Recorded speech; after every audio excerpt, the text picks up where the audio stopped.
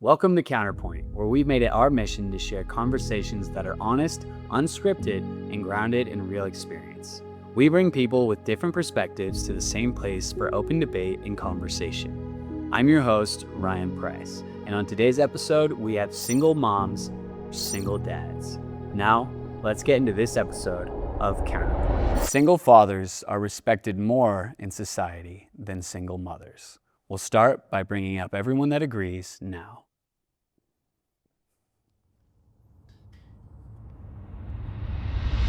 Why do you feel that single fathers get more respect than single mothers in society? I think they get more respect because there's fewer of them, if I'm honest. There's programs for single fathers. There are not a lot of programs directly for single mothers that call out single mothers. There's Fathers Initiative programs. So I think it's because it's so rare. I actually had this conversation last night. It's becoming more the norm now, but it wasn't. So if, say there's a single dad with their kids and they're out of control, and I'm there with my kids and they're out of control, the people are going to, out of my experience and what I've seen a lot of times, get on me about or make snide remarks or comments or whatnot because they see a mom that has no dad with them. Kids are out of control, you're not parenting right. But if they see a dad that way, do you need help? Oh, that's because they're not used to seeing that, I guess, but it is becoming more the norm. So that's where I feel like they get more respect, things like that, little things. You don't see it very often. A lot of times, in my experience, I've seen where if there's a single dad, then they end up with a girlfriend or a mother type figure in their lives to, kind of help with it. There's a single dad, then they're getting the extra help, or there's classes and different events for them, like daddy-daughter dance. I mean, sometimes you'll hear about mommy and me, but mostly it's the dad thing. Okay. Well, and now it's time to bring up everyone that disagrees. So I obviously find it interesting that it was all four gentlemen and one lady. But first I want to get the ladies' take, and then I want to go to the subject at hand. So, hot take. I don't think single fathers or mothers are respected. I think we're pitied. And I think both of us are in the same situation. And I think every time somebody looks at us and they find out that you're a single parent or you wear that badge or things like that, it actually can go against you, especially like in the corporate world. So I feel like single dads, we don't get no love shown at all. For one, I've never heard of any programs that were like, oh, if you're a single dad, we got your back. Hell no. If anything, they just look at you like, you better figure it out, you know what I mean? Like, Father's Day is not even held with the same significance as Mother's Day at all. And like I said, there was never not one time where they were like, yeah, here's a program for you and your daughter or whatever, none of that. Most of the time, shelters are for mother and kids, you know what I mean? There was times when I was younger where that would have helped me out a lot if I would have been able to hear about some type of resources like that and whatever. And it is what it is though, that's what just comes along with it. But for sure, like I've never heard of any programs that were for helping single dads with kids and like I said, for Father's Day, like it don't even feel like it's the same significance at all. Like I've never been to a restaurant where they were like, yeah, Father's Day, you get to eat for free and shit. And like even the gifts suck. Like, the Father's Day gifts suck. With me and my kids, I can't go out and get food stamps. I can't go out and get any benefits like that. In fact, I lost 3 kids to the court system, which is a little different. But in the state of Nebraska specifically, is tailored to the mother. And these are based off of laws from the 50s when the soldiers went to war and the government tried to step in to help the mothers and the children. So it's been a battle that I've been fighting for the last at least decade. I'm trying to get my kids back in my life, and it's been tough. So that's why I disagree. Disagree as well, piggybacking off of what he said. The court system's a different topic, Yeah, we will do that one later in this episode.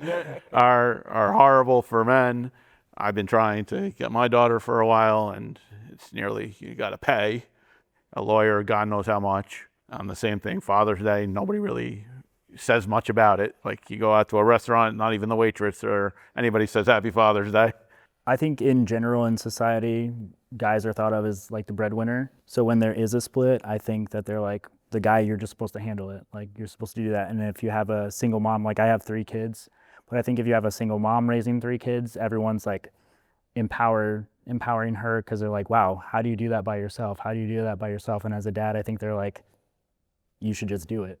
Like, put on your boots and get to work and take care of your family. So, But did anybody hear anything that they said that, just didn't, I don't know, you don't agree with, or you do, I'm happy to give you the resources afterwards. There are fathers' resources. There's a whole initiative at Lutheran Family Services for fathers, and I'm happy to give that to you. I will say too, like, piggybacking off of that, I haven't heard of any programs since I've had kids. Because everybody used to be all moms, like he said, like it stems from the 50s. Is this like that's the names newer? of things, but it is for any it's for any single parent. Okay, I'm going to challenge everybody real quick. Okay, so as women, right, not to make it a gender thing, but we actively go out and search for community. Y'all have it in your heads, because regardless of how you were raised, that you have to do this shit on your own. And I have a lot of guy friends that are single dads, and the second I give them a packet of resources, they like, oh my God, why? And they bawl. And it's because you guys don't always reach out for those kind of resources, or you don't go to the right place. And that sucks. And that really sucks, because you guys should know what your rights are. And like, I feel for you, because you should know what your rights are. And I want to let you know that the Nebraska court system has gotten better because of my story. So with that being said, that's a contender here too when it comes to resources. And I do feel like women, we are just supposed to be motherly, and we are supposed to know how to be mothers. I have a problem often. I'm a working mom. I do very well for myself. And people comment on how often I work. People comment on how often I do stuff, and I should be at home all the time. I shouldn't be working. Well, I'm sorry, I'm a single mom, and I don't get support from anyone besides me. How am I supposed to do that? I had to go out and find my village. I had to go dig for resources, and it was really hard. I think just from a young age though, like just growing up, we're taught, like, just get it together, just do it. So we isolate. I don't go to my buddies and be like, hey, you want to help me with my kids? Like, you want to watch the kids or something so I can go do whatever, like. And do you feel like that's a problem? Yeah, for sure. Do you feel like after you guys like heard that, or heard me say that, or heard them say some of that about resources, that you think that? Oh yeah, I mean, I think we all wish we had resources or knew about the resources. When I was in the court system, they didn't tell me anything about anything for single fathers at all, not one time. Because I would have took advantage of it. If I'm 21, 22 with a kid, why wouldn't I? They didn't tell me nothing. I think an important part about all this too is what people fail to realize is people trust man and woman before they trust God. And I'll bring that in because I'm a believer. The fact of the matter is women are supposed to live in their feminine and men are supposed to live in their masculine. And when you have that exact replication in a family household, healthy, that's how it works. That is the golden key. Now when people are like, well, we can't do that, well, it's not gonna work then. I agree with you wholeheartedly on that. Yeah. Just show of hands, who's been disrespected for being a single parent? Okay, who's been, gassed up or, I don't know, respected for it? I agree with what you said, pitied part in the beginning. And I also agree with what you said about the communication thing. I feel like guys are more like, I'm just going to figure it out. I'm not going to, that's not a good thing to go talk to another guy about my problems. So I'm just going to stick to what I know. It's like, maybe I'm not getting respectful comments. It might be more pity that like of your situation. It's not like respect for you raising the kids. It's almost pity for like, oh, your situation that led to your divorce and now you have to raise the kids by yourself. So it's like, is it respectful or is it you pity my situation? Anybody who's ever commented on me being a single mom, why does my marital status have to be involved? Why can't I just be a great mom? Why can't you just be a great dad? Yep. Like, anytime somebody has commented on me being a single parent, I'm a fabulous mom. Like, sorry, ladies, the best mom, okay? And that's where that came from, is because anytime your marital status is brought up with it, it is a pity comment. It's not any different than why does a credit score matter to determine if you're a good person? Yeah. It had nothing to do with it. It's the way of the world. Yeah. And it's like it's like what you know and who you know. And I'm a huge advocate for fathers, for mothers, like figuring this stuff out, because it's hard. especially fathers. I mean, even though I agreed with the situation, I don't agree with the way you get treated. Like, I've seen it. And to be honest with you, when I got divorced, I wasn't the best mom, single mom, right off the bat. But I didn't fight my ex either for custody because I believe there needed to be both of us present. So I feel for men when they're willing to step up to the plate and the women are like, nope. And I think that's crazy. And I think old school ideology too, with, you know, men having to be the breadwinners and we're prideful, if you will, you know, and then you have the fathers that want to step up versus the men who don't. The men who don't put a bad ideology in people's minds, like, well, if you don't want to do that, then we're going to work this way. And then when the guys go to step in and say, hey, these are my kids, I'm going to take responsibility, then it's 10 times harder. The magnitude is just like, it's like rays of sun, man, because you're blinded by it. You can't move forward from it. I mean, you can, but it's difficult. Well, like my situation, like I love my ex-husband dearly, and it sucks that this had to happen, genuinely.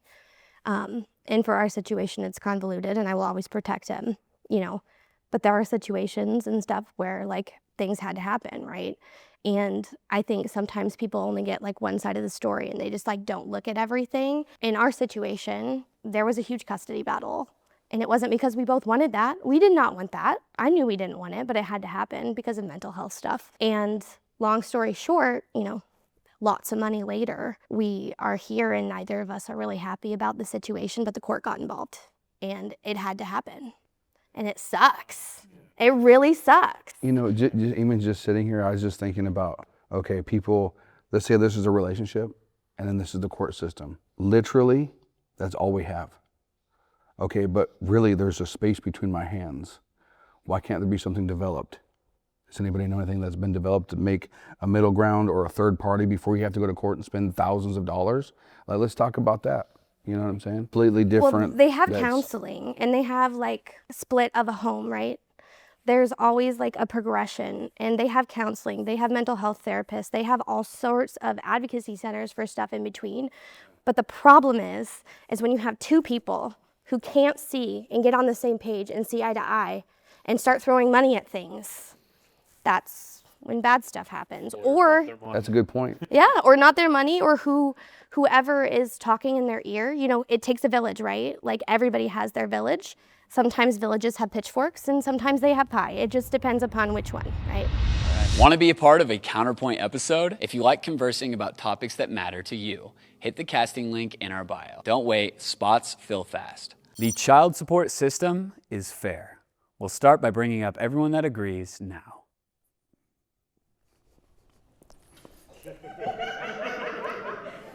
We'll start, and I guess now's a good time to bring up everyone that disagrees. Pretty curious to see why each of you think so. So if there's anybody that would like to start on one side or the other. So I think, you know, with the child support system and the government doing what they do, I feel like it's not fair because it depends on every situation, right? So like if the child goes with the mother, the child goes with the father, there needs to be financial support, right? Going based off of these large amount of calculations and then putting everybody in the same calculation when everybody's situation is different doesn't make any sense to me. I think it's unfair because I've seen people intentionally under-earn to avoid making any payments or to avoid paying for insurance. It's kind of disgusting.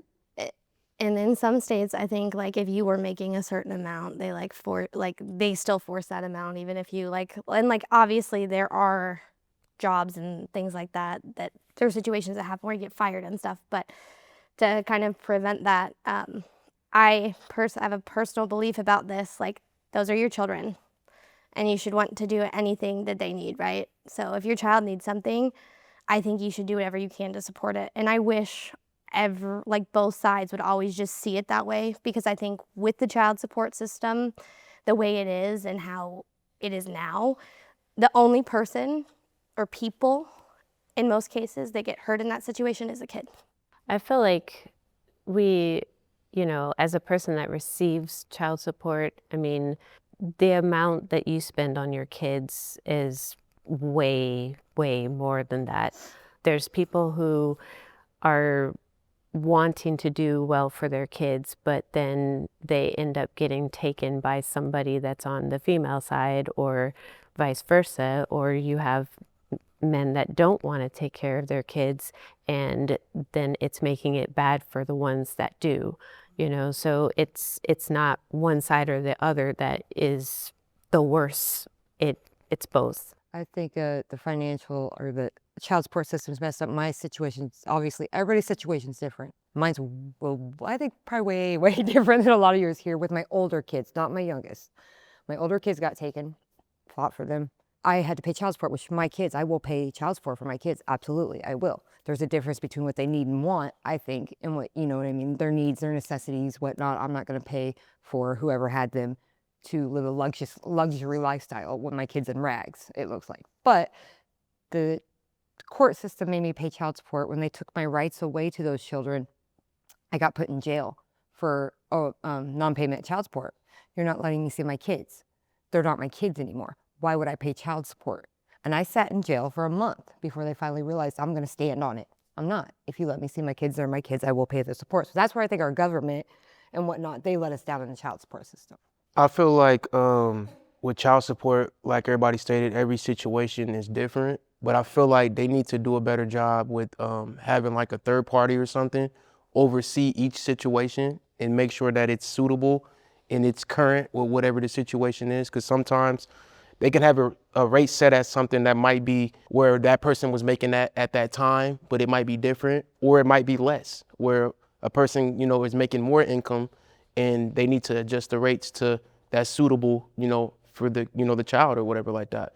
So that's one of the things where I really do feel like they should have a third party oversee each case and, you know, and pretty much like review it every 6 months to see what's going on and everything, and talk to both parties and to make sure that, you know, things are going accordingly, versus them just, you know, setting something and don't ever look back into it or, you know, recheck to make sure everything's cool or whatever like that. And yeah, so I have 50-50 custody. So I've always been like, all right, if we're sharing the same amount of time with the kid, and I've dealt with a career under earner or where she's getting paid under the table. So when they look at our financials, they're like, wow, you're making all of this and she's making this. So they're like, well, that's how we're going to base child support. And I was like, I know for a fact that she's making more than that. But also too, when you're giving them child support, you don't know that any of that money is actually going to child support. To go off of what you said with the whole modifications, you're kind of like that jerk if you know something's going on and you feel, I wouldn't say you feel guilty, but you somewhat feel guilty that you have to, you know, modify or whatever and then go through the whole thing again and get lawyers and God only knows what else. So, you know, that's my take on it. And basically there's always caps on, you know, for my situation on, you know, like extracurriculars and I don't even know what else, medical, and who comes up with that. Okay, I want to bring it back to the spending child support money on not child support. It seemed like you guys had something to say about that. I feel like a lot of people say, like they focus on, oh, the mom is, you know, spending a lot of money and that it's not really going to the kid. But I mean, how do you know that? Like, how do you, just because the person is dressing nice or they are able to manage their money a certain way doesn't mean that it's not going to the kid. And I mean, if you're going to sit there and be like, okay, I bought milk today and I bought this, or it was the rent. I mean, like he said, there's extracurricular activities. And I can tell you for a fact that the extracurricular activities that my kids had, the child support didn't even cover that. Yeah. In my personal case, I not only pay child support, but she doesn't help with any extracurriculars. So I pay for that too. So when we went to court, they were like, all right, you guys get 50-50 custody. And then they're like, for any extracurriculars, they're like, just figure it out. So the court doesn't do anything about it. They just say, that's your guys' issue. You figure it out. And child support doesn't cover extracurriculars. For those people watching, what is an extracurricular? Like sports, dance, karate, art. Yeah, anything that the kid wants to do that is not a necessity. So child support covers the necessities of what the child needs. But I mean, when you say need, I think extracurricular is a need because it teaches the kid responsibilities and teamwork and all of the things that are encompassed in that.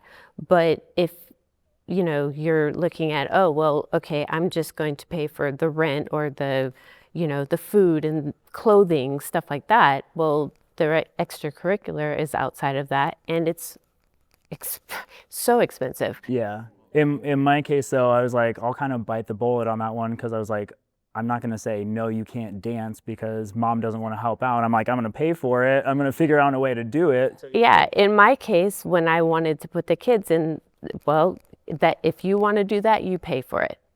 I'm not paying for it, you know? And well, what really sucks is that's a lot of society too. Think back in the day, we did fundraisers. You know, we did car washes. We did all that to pay for our own stuff as kids. And that's what's wrong with kids kind of nowadays. But that's a whole other subject. Okay. Nowadays, you still have fundraisers, but the cost. We're talking $3,000 for a kid to play baseball. Yeah. I mean, it's At like insane. minimum. Yeah. Like, But I mean, I'm very fortunate. I'm 50-50 also, and we're good there. But I think of when my parents got divorced, my mom's job was to raise the kids. And when dad left and child support got smashed in half when his job changed, mom she was already working, but she had to go think about, do I need to go get a college education now because I can't afford to help my kiddos? So it shouldn't come to that. And I don't get child support. So like everything is 100% on my shoulders. I get something from the government because of our situation, but it is so small, but it's not something from him directly. And with that being said, it doesn't cover anything. And I have had this argued to me because like I don't really buy anything new for me, but I own a business. And so I have really nice things in my business because it needs to run smoothly. And I've been called out on that, like, oh, that's where that payment's going. I'm like, bro, that payment barely pays for his ABA therapy. It barely pays for his clothes. And that's just my son. We're not even talking about my high maintenance daughter that wants to get her nails done every week, which we're not doing, but she's 5. But those kind of things, it doesn't count for those things that do make the kid like who they are. And that's a problem. part of my argument stems from just because we weren't married when we had my daughter. So we were living together still for a while, and I still had to pay her child support because the court said, if you guys aren't married, then we're still going to make you pay child support. So I saw what she was spending money on. Wow. So in that case, I saw what she was spending money on. Question, who would be down for, if you receive child support, you must report everything you spend that money on? I have to. Yeah, I don't know. I'm not in, so I don't know. Is that a thing? Is that a thing? I didn't know that. I think it depends on your mediation or what you have set in your things. So like my ex-husband and I, we write down expenses and show receipts, and then we like reconcile them once a month. And sometimes I've spent a little bit more, and so the next month he subtracts that out of what he owes, and vice versa. And for us, it works. Yeah. I think accountability is the number one thing that has to happen for both sides. Yeah. Because your story is very valid, and I wish more people were like you, because I pay child support, you know, and I like to see where the money's going because I can't see what the void is. So if there's extracurricular and I'm paying $600 a month for one child, okay, there's no answer. It's all just mystery. So being able to see that, be accountable, and do that, accountability is huge. So in my situation, I get SSI. And because I get SSI, it has to be like they send out a form. Is it perfect? No. But they send out a form and they ask you like exactly what you spent money on. And like in our agreement, I love my ex-husband dearly. And I love the fact that he does try when he can. And we never really argue about when the kids need something or want something. It's just kind of a conversation. But I know with his particular situation and my particular situation, like I'm financially more capable than he is. And so it's important that I recognize that. And again, it's about my kids. I don't ever think about what he's spending money on or what he's doing or what I'm doing. That's my business and that's his business. And I think more people should think that way instead of like tit for tatting it. Yeah, 100%. Yeah. See, my situation is, I've been fortunate enough to like, you know, be blessed to be able to have a great co-parenting relationship with my daughter's mom. And it didn't start out that way. You know, when we were younger, we wasn't able to be on the same page for a while, but I always, you know, made sure that I did my responsibilities as a father, regardless if me and her were together or not. You know, even when she started seeing some other dude, I still stood on business and took care and paid for all my kids' stuff. And at one point, pretty much had a real conversation with her, and I was just like, yo, Lynn, I'm not your enemy here, you know what I'm saying? Like, we both have the same, you know, we both have the same common, you know, thing, which is our daughter's well-being, you know, and we'll do better off working together than we are, like, feuding with each other. And just a flip switched, and, like, we've been on the same page ever since, to where, like, I don't even have to ask her, like, what are you doing with the money or none of that. And I feel like when people split up for whatever reason, they feel like they have to be enemies, like you were saying, but they don't have to, you know, and it should be about the kid and their well-being. I can tell you, I've never been asked, hey, you know, how much is dance? Do you need help with that? You know, can I help pay for the costumes or the monthly payment or anything? It's just been, you get child support, that's it, you know? So I do feel like accountability could be a good thing, but I also feel like transparency, if people could communicate and stay civil with each other, then it would be okay to talk and be like, hey, you know, this is what I'm paying for. And at the end of the day, you want to keep the court system out of everything as much as possible, because they're just going to complicate stuff. And then if you don't, you just got to at some point be like, all right, well, I'm already knowing that this person ain't gonna get along with me, and you just gotta move on, like, f them, you know what I mean? The other part of it is even if you do have the court involved, it costs more money to go back to court to get somebody on contempt. Is it unanimously agreed upon that if both people are able to cooperate, which I don't know how likely or unlikely that is, but is that the move to keep the court out of it? Always, for sure. Always. For sure. Great way to agree to end this one. Kids raised by single parents are at a disadvantage. We'll start by bringing up everyone that agrees now.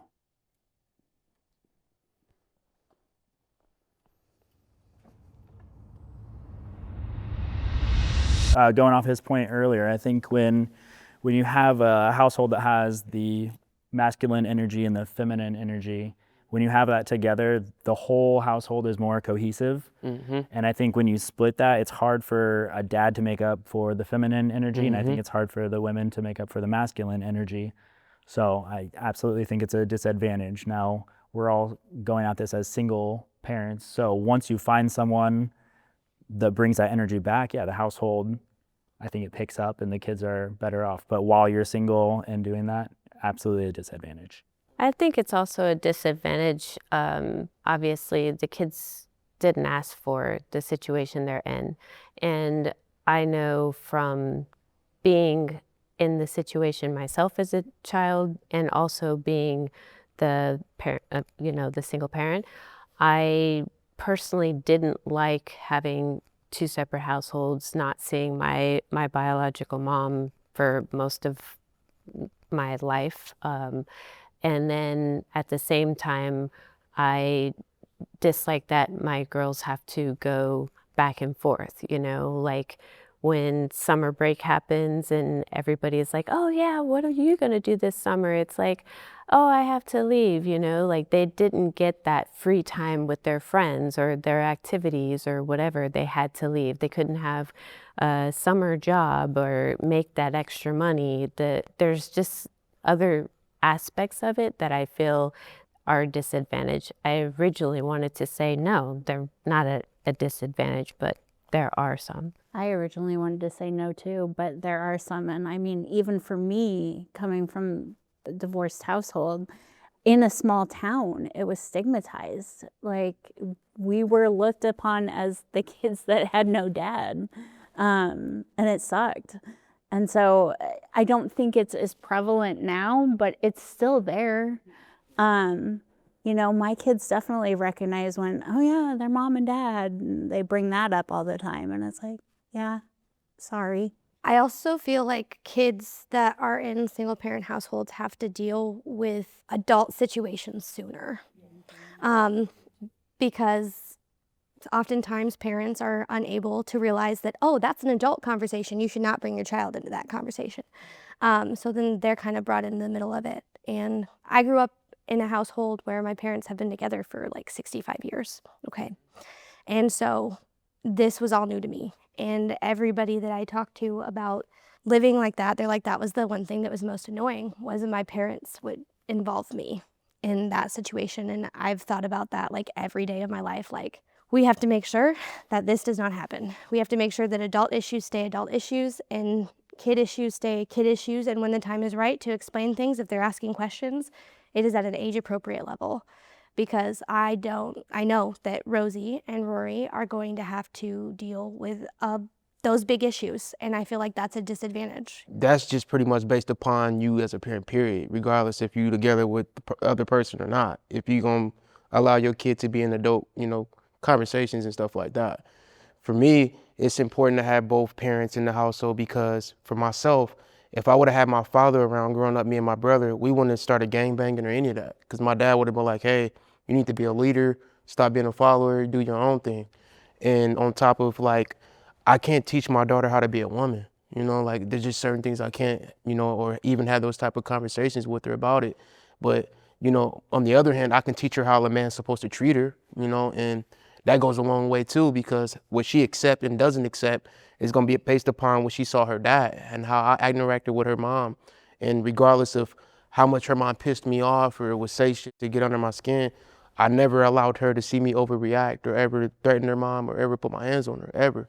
Because I don't want her to think that that's cool for a man to ever do that to her, because regardless of however mad you get at a person, you should never put your hands on them. You know what I mean? Especially if you love that person. And like I said, there's a lot of things that I wouldn't be able to show her. And, for the most part, her mom can't have those conversations with her on like how a man's supposed to treat you and, if a person really cares about you and all those different things too.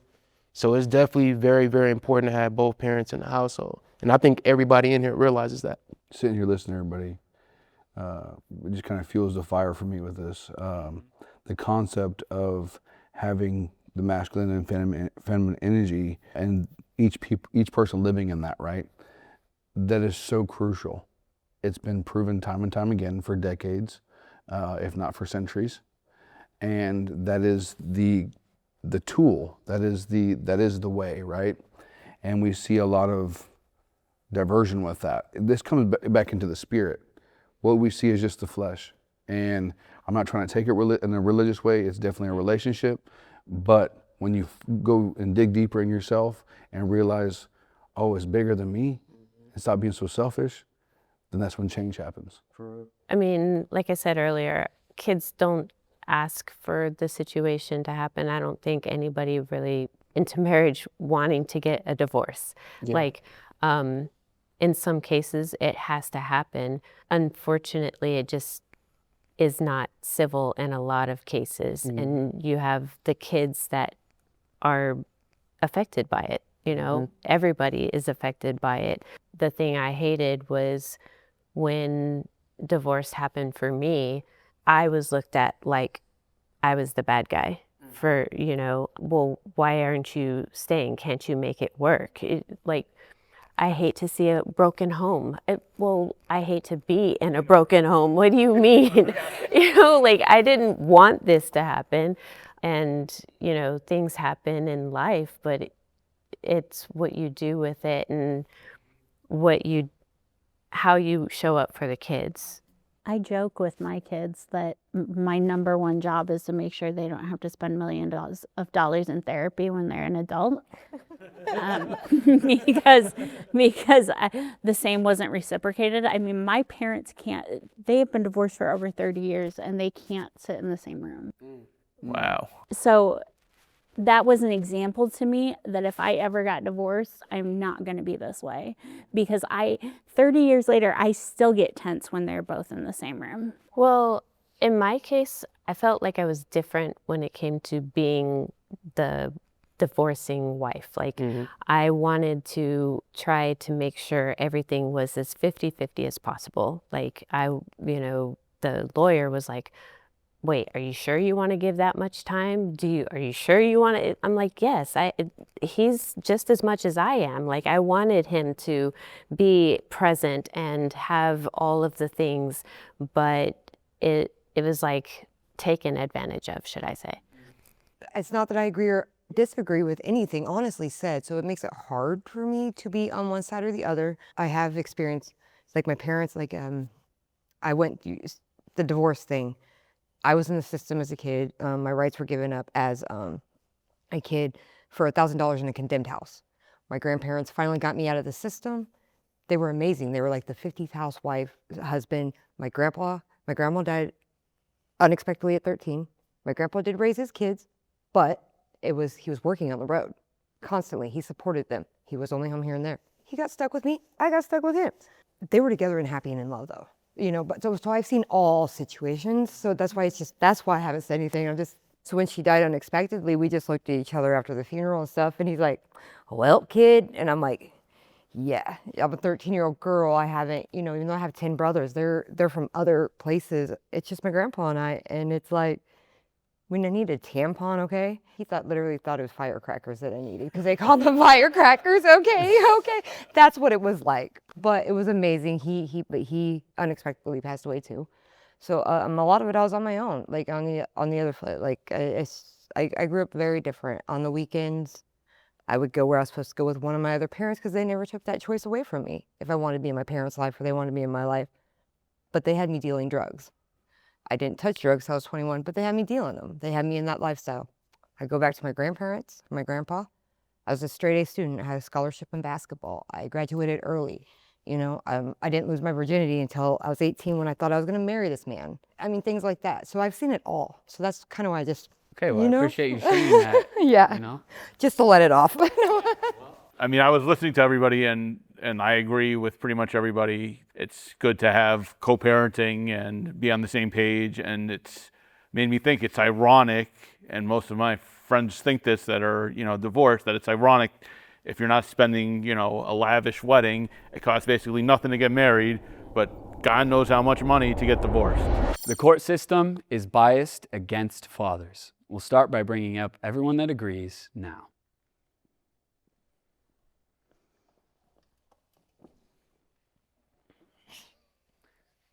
I'm not.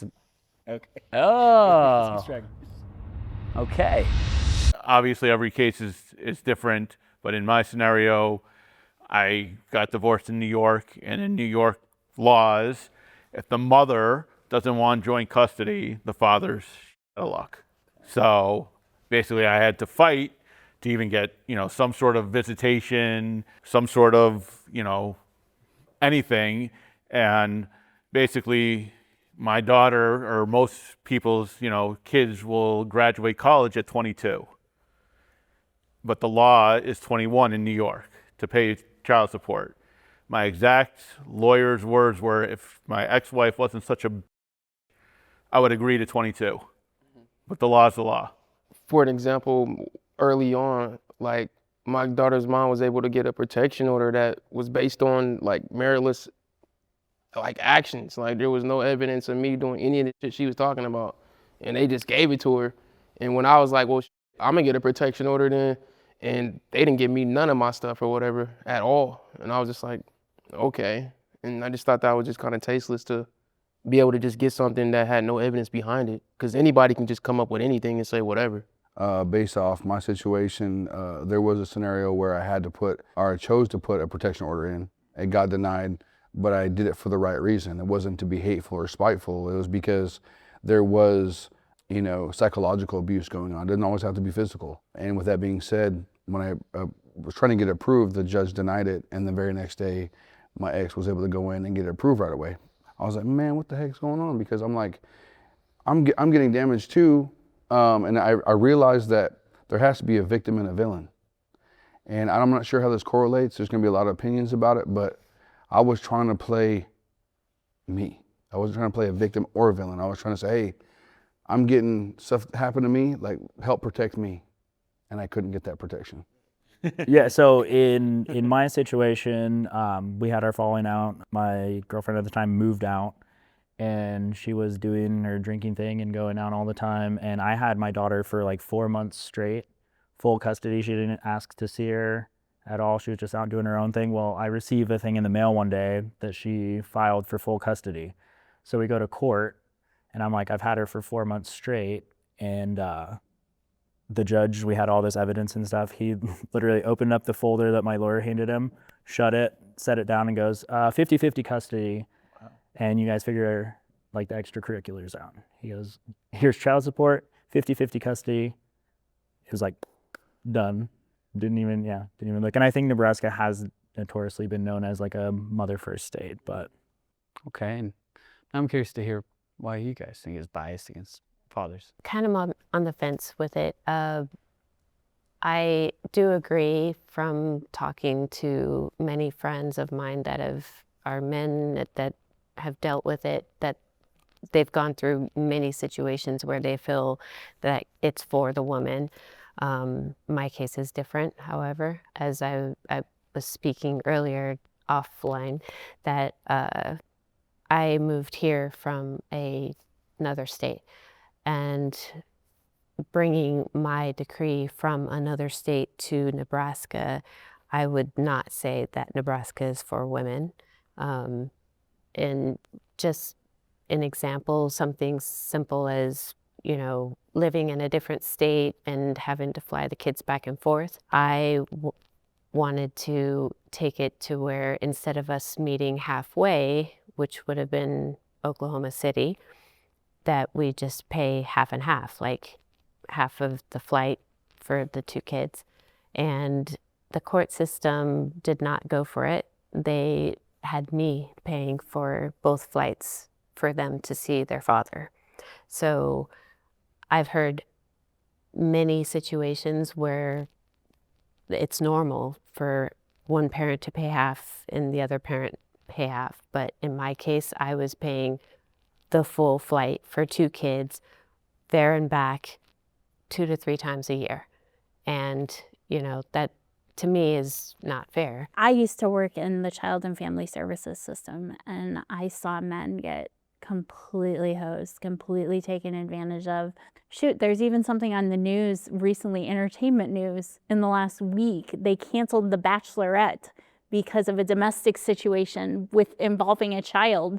And they have her on camera hurting the man, yet she came out, and the child, yet she came out and said, I'm speaking for women that are usually silenced.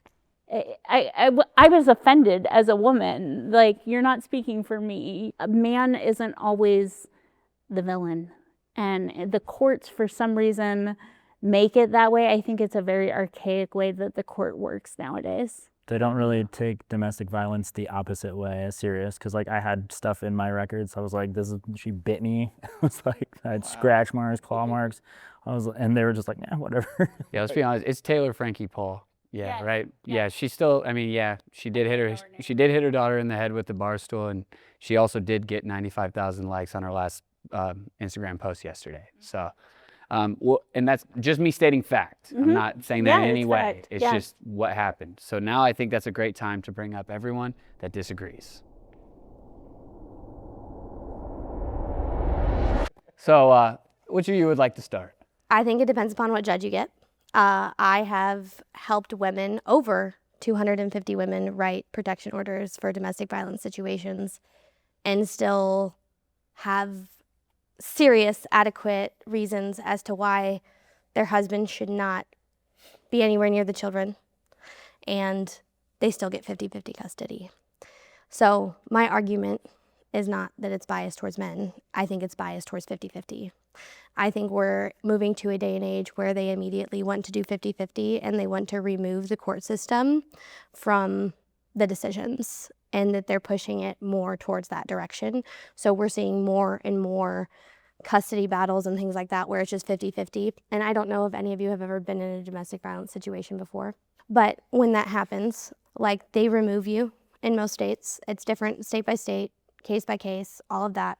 And even in custody battles and things like that, because you guys, multiple of you talked about like protection orders and things like that, but they have to remove one of you if the police show up or whatever. But then the police say, "Oh, that's not my problem. That's something that you do in family court. You have to go to the courthouse, do all that nonsense."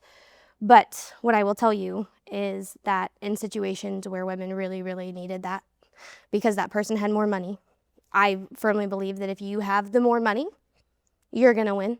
your custody battle. It depends upon how much you spend on your lawyer, what you do, all of that situation. That's what actually matters. I don't really think there's a bias. I think it's more along the lines of it sucks because if you don't have the pocketbook for it, you're going to lose. And So something we haven't touched topic on with everything is, okay, fathers, mothers, custody. I don't think they're biased towards dads. I understand what you guys are saying with the bias towards dads. It used to be that way, like in the 50s and things like that. Nebraska is actually more of a father state now. It really is. But Bias against dads. yeah, well, here, how about fighting the courts, period, for your kids? Where are you biased there? They're biased against everybody because I'm dealing with it. I've dealt with it and I'm dealing with it. They're not fair. They're not for the people. They're against everything. They want to fight and tear people apart because it's happened and it keeps on happening. I would hate to be a judge. I would hate to be in that situation because I feel like it's hard to make a decision of what needs to be done based off of what you're seeing right in front of you. I mean, because anything can be construed however a person wants it to be displayed. I mean, I can be made to look crazy and they can be made to look like they're a great person. And so the decision, I think, is hard for a judge. But with that being said, I do believe that just because of the nature of people, there's a lot of bad people on both sides.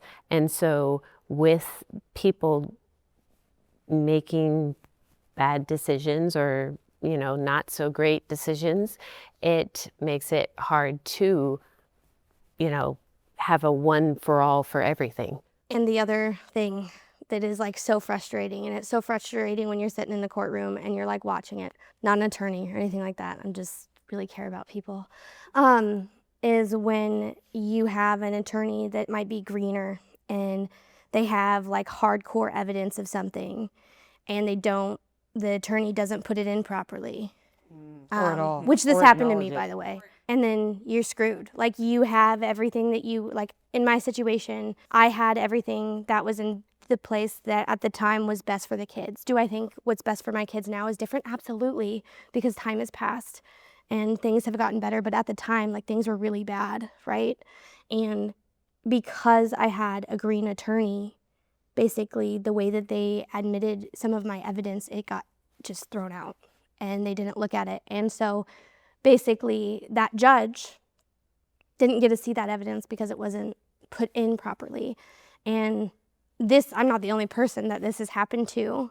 And so when it comes to family issues and stuff like this, like I'm a firm believer that the court should have absolutely nothing to do with it. But the problem is when y'all can't get along, right? Who do we go to? We go to the courts. And because marriage and things like that and custody is a legal thing now, like it's up to them. And it's very complicated, but I personally don't think there's a biases. I think a judge can have a bias. I think if you get a judge, right, in those situations and you look at how they've ruled in the past, which if you have a really good attorney, they will tell you exactly what they have done in the past, so you know whether or not there's going to be a bias. See, me and all my homie situations were biases, and we all take care of our kids. We all, you know what I'm saying, we're doing all right financially, and she did all right financially too, but it was still biased as hell.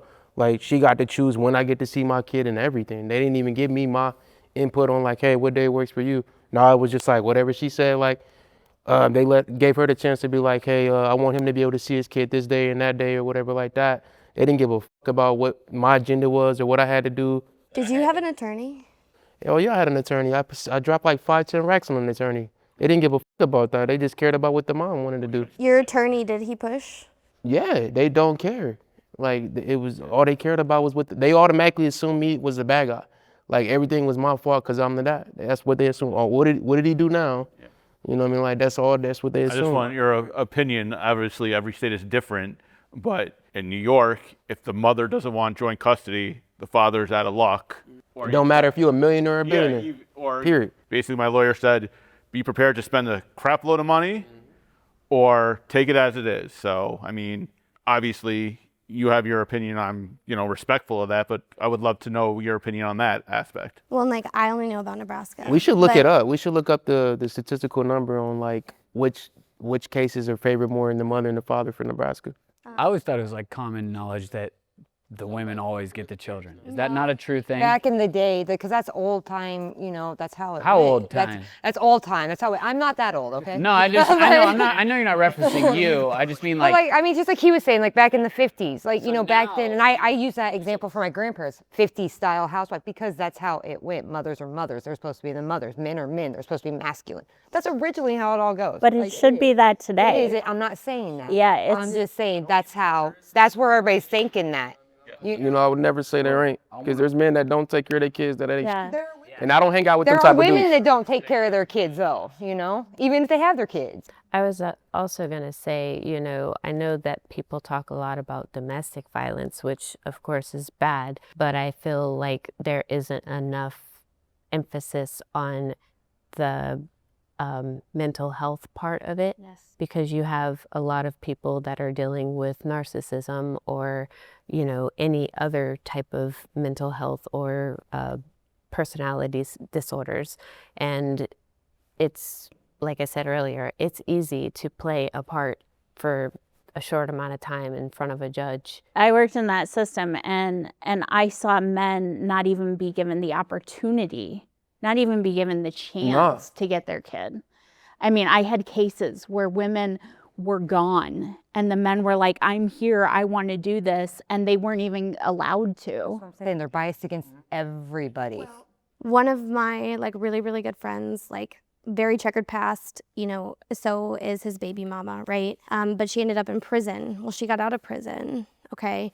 And now she's able to fight for custody for the kid and stuff like that in those situations. And in that situation, he just got a really bad judge because the judge that he had was one of the judges that knew him from his priors, right? But he has since gotten sober, changed his life, done everything possible. So like, I personally believe that it's not necessarily a gender bias from a father to a mother, where it's just the court is just effed up and nobody wants to do anything about it, or they want to do something about it, but because it's so convoluted, it's like the foster care system, because it's so convoluted and already messed up. Well, like we talked about earlier, though, it's like it's a lottery poll. It's like, what judge am I going to get? Right.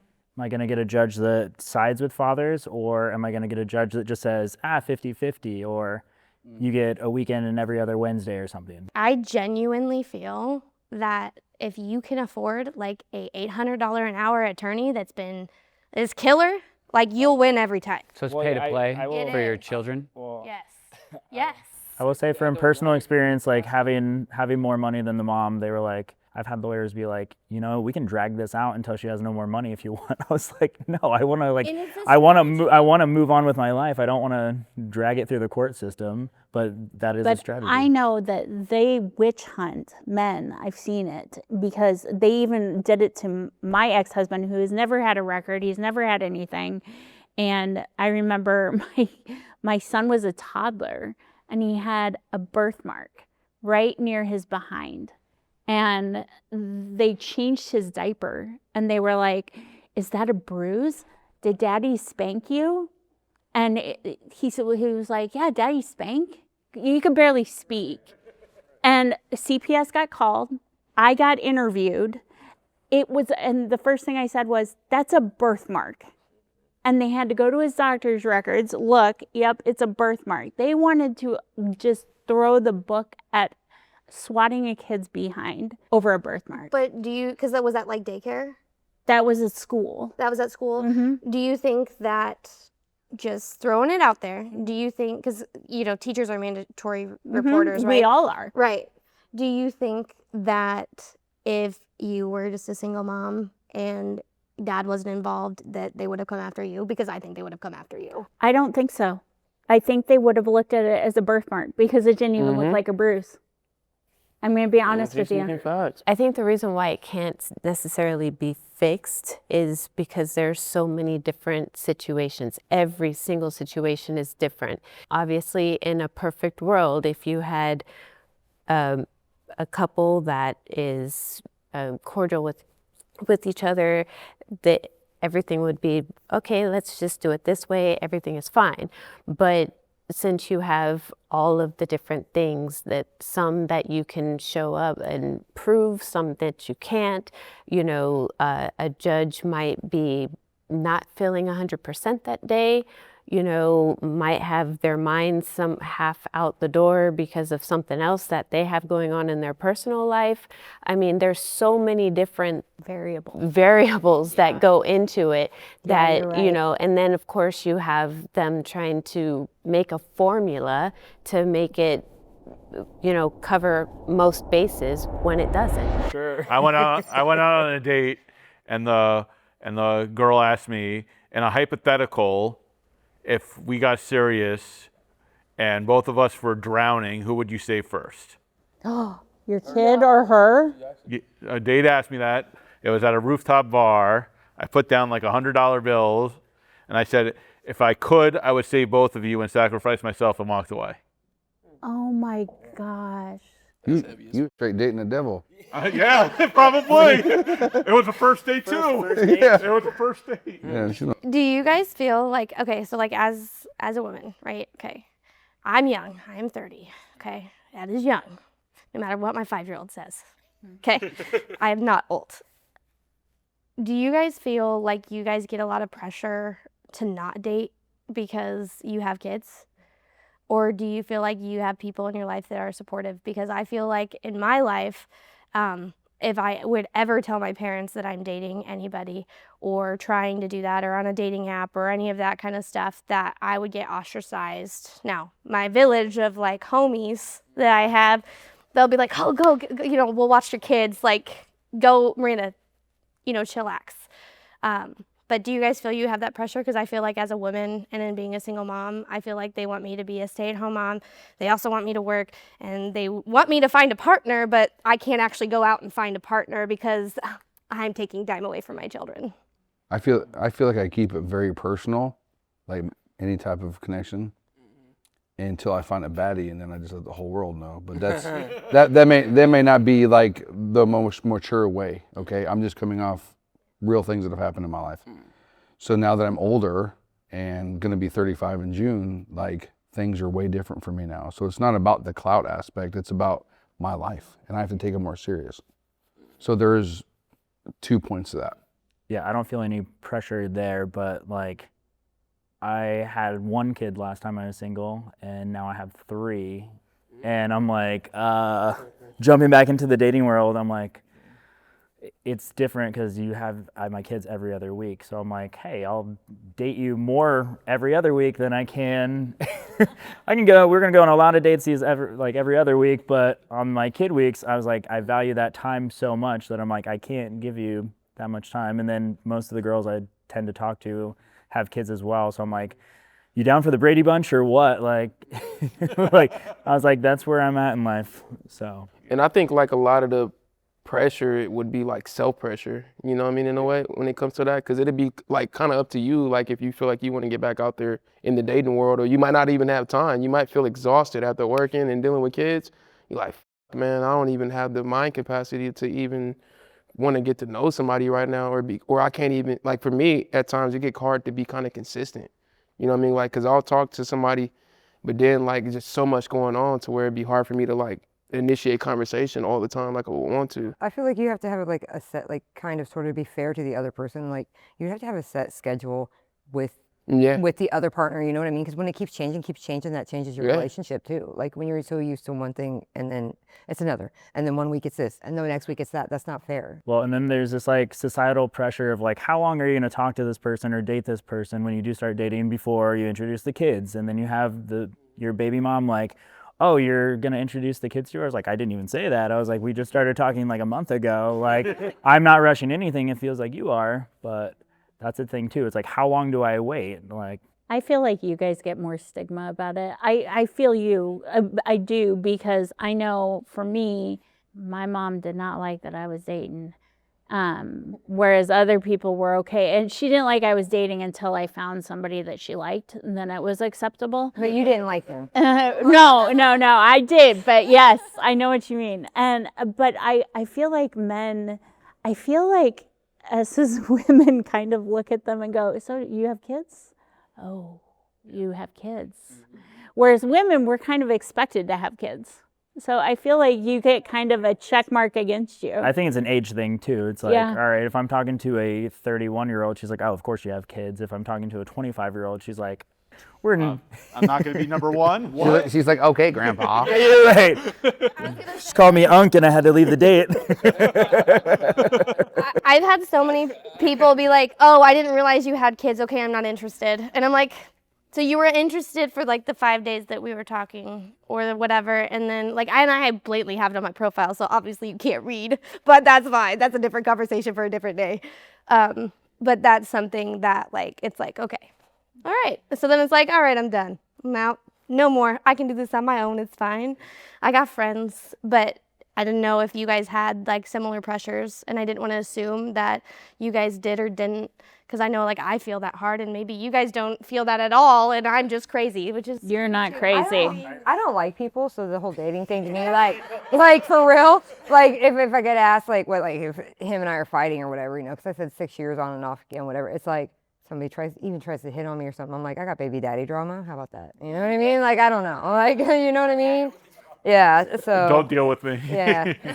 I think for me, it's more of the, you know, how would you even go out and meet people and stuff like that? But I mean, obviously I am dating somebody right now, but I agree with you that there is that stigma of what is okay for a man versus for a woman when it comes to being a single parent and stuff, because there was a lot of comments about, oh, well, you're dating again, or, you know, I wouldn't do that, or I wouldn't, you know, there ensue whatever judgment, you know. And so for me, also the problem is that I have been married 3 times, and to say that out loud to people, it's like, oh. But you put context to it, it's like, oh, okay. But just to say that out loud, if I were to try and date somebody, how do you even say married that? twice, so I feel that hard. Do you guys think that there's a stigma, well, not even a stigma, but like versus having a boy and having a girl? Because that was one thing, like my parents or my family was like, you have a daughter, you have to be careful, and really, really hit home with that. And I agreed with that, absolutely. But it made me kind of wonder, you know, is there a difference between if you have boys or if you have girls? I personally don't think so. Okay. I mean, my biological kids are girls, but I was a step parent to boys, and I felt like I could parent them the same. Okay. But I have seen with others how they parent differently for boys and girls. I think it's just maybe a generation thing or whatever. My brother is kind of in the same boat as me, and like, I don't know, the way they treat him is like, oh, you need to go find a wife. And with me, it's like, you got to figure your shit out, girl. Like, you have to do this. When I would be at home, you know, doing this. I'm like, yeah, but you had dad, and dad was great. Like, I don't have dad.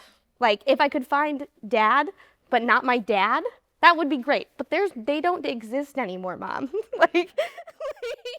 And I was about to say that too. I think the stigma would be more of like getting married than, you know what I'm saying, then, you know, you've been a single parent and people are like giving you about dating or whatever. Because at some point it's like, all right, I'm 33, and it's like, damn, I ain't never been married before or whatever.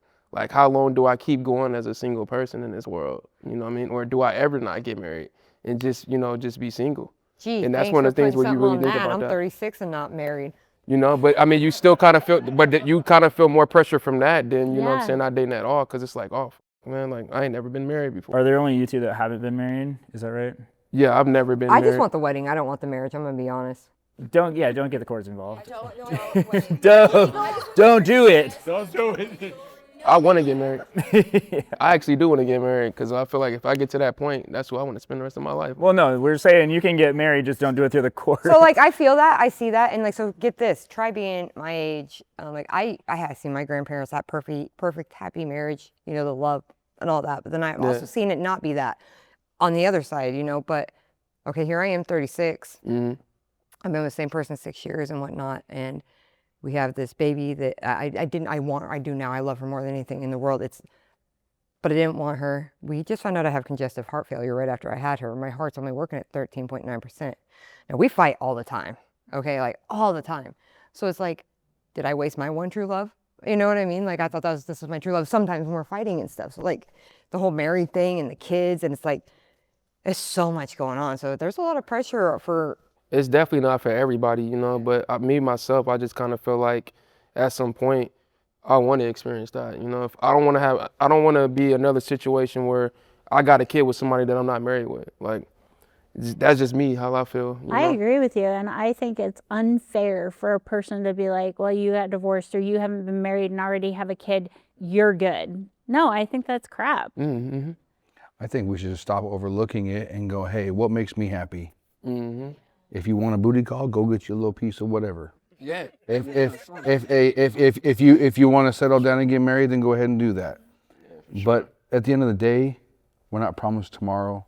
And I think that's an important point too. Like as single parents, if like there are other single parents out there like listening, I think it's so important to find village. Like that's something that I'm very grateful that I learned quickly when this happened, because like I had nobody. I was so isolated with my situation that I didn't have anybody, and I was like, oh my God, what am I gonna do? And if people who do know me now, they're like, oh my God, Maranda, you're surrounded by like so many people in your life. I'm like, I know, and I had to find that because I needed to have that village. I needed to have people who genuinely loved me and I genuinely loved them. And I think that's something we forget about. Sometimes we think we have to do everything on our own, and we genuinely don't. We can find our people. So pivoting off that, let's segue a different way. How has becoming a single parent affected you guys mental health wise? Because I know for me, it put me in a dark spot for a long time. For me, I actually gained clarity. I feel like when I was married, I lost who I was. Like I said before, there was a lot of people don't put mental health and all that out there. So you can go down a path where you just don't know who you are. You're trying to be a good wife, husband, whatever, a good mother, work full time. And then, so like I said, I actually gained clarity and found more out who I am. So I think that part has something to do when you're trying to find your other half. Is like, you have to know who you are, what makes you happy, and stick to your goals of what you want for your life. So would you say in your relationship, was it something that slowly like deteriorated over time? So by the time that it finished, you were like almost like a breath of fresh air? Because for me, it was almost like a rug pull. Because I didn't expect. That's how it starts off. Because I didn't expect what happened, and I was like, oh, well, I went to a completely different life like right away, and I was like, well, I don't know what I'm doing here. In some ways, I was probably the rug puller. I don't think he necessarily saw it coming, but there were a lot of signs. Like I tried to put on a lot of signs, but I should have just had the conversation. But then I got out of it, and my mental health declined because of like I started drinking more. I don't drink now. I haven't drank for 8 years, but I started drinking more because of things like the kids come home on Sunday to my house and it's time to go to bed and my daughter's crying because she wants a hug from dad. Tore me up. Just tore me up. So I think for a little while it declined, and then like I found my happy and it started to go back up. And then we started co-parenting. Instead of going like this, we went like this, and that made a big difference. I had the whole like barefoot pregnant in the kitchen thing that, us feminists think, oh, we don't want that. No, I wanted that. And I had that, and it was amazing. And I feel like it got like ripped from me. And so like, and then like everybody, because I was so young, and my partner, like I got married really young with my first marriage, and then I had my second marriage, who I have my kids with, and I felt like I felt mad, and like that everything that I wanted just got taken, and it wasn't either of our faults. It's just what the dice got rolled for us. And the hardest part for me was like, oh my God, like, what am I gonna do? Because I'm so young and I have completely different life than everybody else that is around me. Everybody else was partying. I don't drink. Everybody else was partying, doing drugs, like things like that were my friends, right? And they weren't even my friends. And then I'm like, I don't really have anybody who's in my situation. So like, I just had these like moments of like, I'm alone and I am so alone, and there's nobody else out there that wants to be my friend, and like literally crying on the kitchen floor. And then one day, like, I just decided to just go to a public place and talk to everybody. And then I just started doing that over and over and over and over again, and things just got better. I will say that I said I gained clarity. I did go through all of that too. Obviously, you mourn the loss of your marriage because, as I said earlier, you don't go into a marriage wanting a divorce. But when you get through that process, that's when I gained the clarity. But I had all of that too, you know, feeling alone. I mean, sometimes I still do, but feel alone. Well, and you're not just mourning the marriage ending, you're mourning the future that you saw. Yes, yeah. And then trying to figure it out. Yeah. And for me, it was like my mental health, like everybody else stated, you know, like it was a up and down type of thing. Cause like initially when you go through that, and especially if you really cared about somebody, like that's too hard. Cause you're not even just thinking about you and her not being together, but you also thinking like, damn, I'm not gonna even be able to be with my kids every day no more. And that really hurted me more than anything. Was like, I loved waking up with my kids and going to bed and all that. And we didn't ever split it up because of like infidelity or I was abusive or anything. We literally just kind of had different things that we wanted to do with our lives. And she grew up in a small town. And I grew up in a bigger city. So like, and then with the insecurities from her last relationship didn't help out either. But yeah, I remember taking that hard when she left, because I really like never saw our future without her and the kids in it at all. It takes more energy in me staying mad at that person than it does me being able to get past it and be like, you know what, like I need to just start thinking about, you know, my daughter and like what I want to do in my life, and, you know, and providing and building a life. Like she said, it does, yeah, you get clarity eventually. Oh yeah, you got to go through that dark period, and then finally you're like, I'm just fighting myself at that point. And I've learned that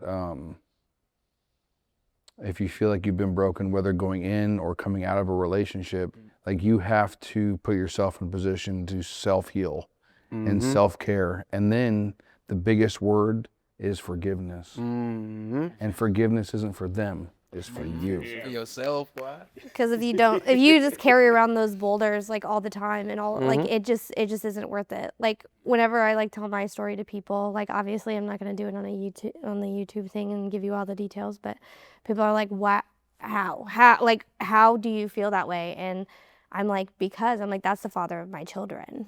Like I don't care what anybody wants to say about my situation. That is the father of my children. We will respect him no matter what.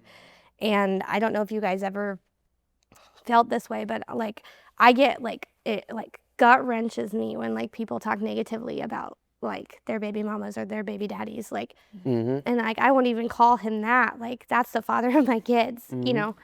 I wish I could not talk, like I don't talk bad per se. I tell the situation of what's happening. I was about to say, there's a difference between talking shit and telling the truth. If you don't like me telling the truth, it's because of your action. I don't know, but I must be different because I do both. I ain't gonna lie to you. Don't forget to subscribe and hit the like button. That support helps us keep building a platform where real conversations can happen. Comment what topics you want next. See you on the next one.